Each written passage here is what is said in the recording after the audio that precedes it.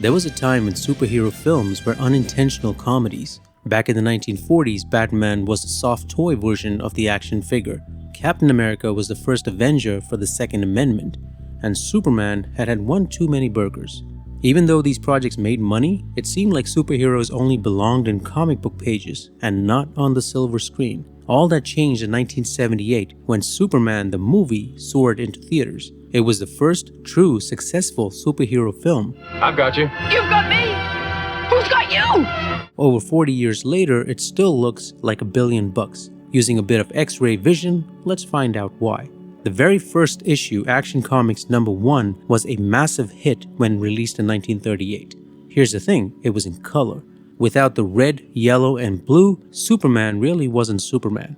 You gotta hand it to director Richard Donner. His vision for Superman was so strong, he butted heads with the producers, and they ended up firing him from the sequel. It would have been easy to parody Superman, but Donner resisted that temptation. Instead, he worked to keep the character grounded and true to his roots. The story wasn't taken from any specific comic issue, but it captured the energy of Superman's golden and silver age adventures. It reflected the style and energy of the early comics and cartoons. The big challenge was making Superman's flight look real. The movie promised you'll believe a man can fly, but Star Wars hadn't come out yet. Nobody knew if the effects would even work. They tried everything, catapulting dummies, remote control planes painted as Superman, even animation. But what finally worked was a mix of several clever tricks. They used wires to lift Christopher Reeve for takeoffs and landings. Reeve, who was a pilot, did most of his own flying, or at least what counts as flying, even 50 feet up. Stuntmen took over for the crazier stuff. For shots where Superman flies toward or away from the camera, they used a blue screen. The camera zoomed in or out to make him look like he was moving. Later, they swapped out the blue background for the scenery. But here's the hitch.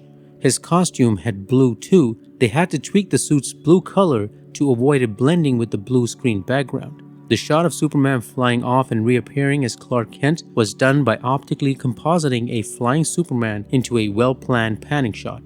For the big action scenes, they mixed miniatures with practical effects. The Golden Gate Bridge model alone was 70 feet long. The best flying scene? Superman and Lois in Metropolis. They used front projection for it. They filmed the actors in front of a screen with a projected background using a mirror that will also reflect the light back onto the actors to blend everything together.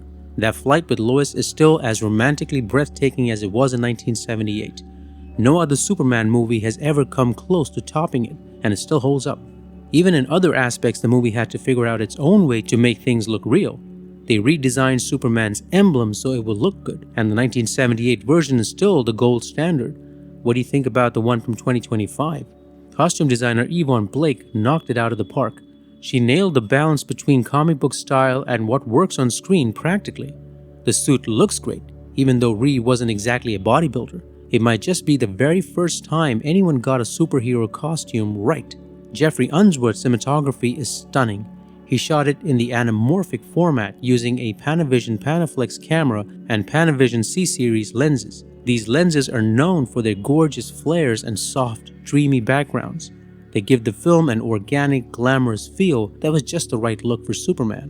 In Smallville, Unsworth's use of warm, golden hues captured the nostalgic essence of young Superman's upbringing. The expansive, sunlit landscapes conveyed a sense of openness and innocence, reflecting his moral foundation. For Metropolis, Unsworth shifted to cooler tones and dynamic lighting to depict the bustling modern cityscape. The contrast between light and shadow in urban settings emphasized the duality of Clark Kent's life as both a reporter and a superhero. Unsworth's approach was all about finding beauty and simplicity. Without his critical eye, Superman just wouldn't have had the same visual magic. A film's visuals are only half the story. John Williams gave us one of the greatest and most recognizable scores ever in cinema. You've heard the theme in trailers, parodies, and just about everywhere. All said and done, Christopher Reeve is the heart of this film. He didn't just play Superman, he became the Superman against whom every other Superman is compared. As the hero, he's confident and full of charisma. As Clark Kent, he's awkward and bumbling, making the dual identity believable. Reeve knew he wasn't Superman's physical match when he was cast, so he fixed that. He worked out, nailed the posture, and adjusted his voice and mannerisms to sell both roles. If Reeve didn't believe in himself, the audience wouldn't have either. Roger Moore wrote about how Reeve walked through Pinewood Studios as Superman, leaving women swooning, but when he was dressed as Clark Kent, nobody even noticed him. That's how good he was. What about Marlon Brando? Rumor has it, Brando wanted to play Jor-El as a green suitcase. Honestly, it might have been more convincing. Gene Hackman's Lex Luthor wasn't the one fans knew, but Hackman gave it his all. He made Luthor charming, clever, and hilariously arrogant. Margaret Kidder's Lois Lane was fearless and sharp. Her chemistry with Reeve is unforgettable. I love that Lois in the movie is assertive and independent. Just look at her apartment. You really believe she can handle a Superman. Early Superman couldn't fly, didn't have X-ray vision, and definitely couldn't move planets. The comics added all that later, and Donner ran with it. He also included time travel. The real challenge was pleasing fans. Some wanted the original, weaker Superman, while others loved the bigger, Silver Age powers. Donner found the sweet spot, honoring the roots while making Superman larger than life. It's a fine line, but he walked it like a pro. There's Superman before 1978 and Superman after 1978. The movie's influence cannot be overstated. It took 3 years to plan and 2 to shoot. It had the biggest budget of any movie at the time, $55 million. Just the helicopter scene took 6 months to film. They wrapped in October 78 and somehow got it into theaters 2 months later. That's a miracle and a giant gamble, but it paid off. Its success paved the way for superhero films like Tim Burton's Batman and Sam Raimi's Spider-Man. What makes it stand out is its focus on character and story. It didn't throw non-stop action or complicated plots at you.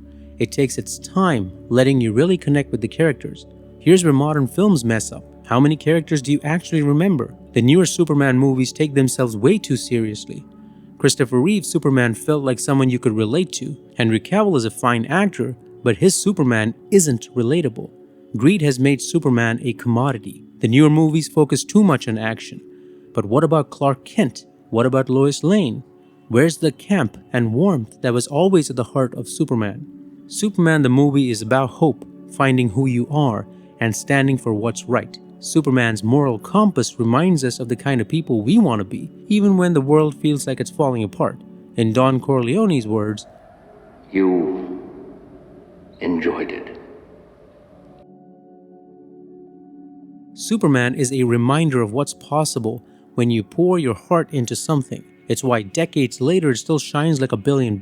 It's the gold standard for what a Superman story should be like. If you haven't watched it in a while, now's the time. There's another one coming, but this is the film that it will need to top.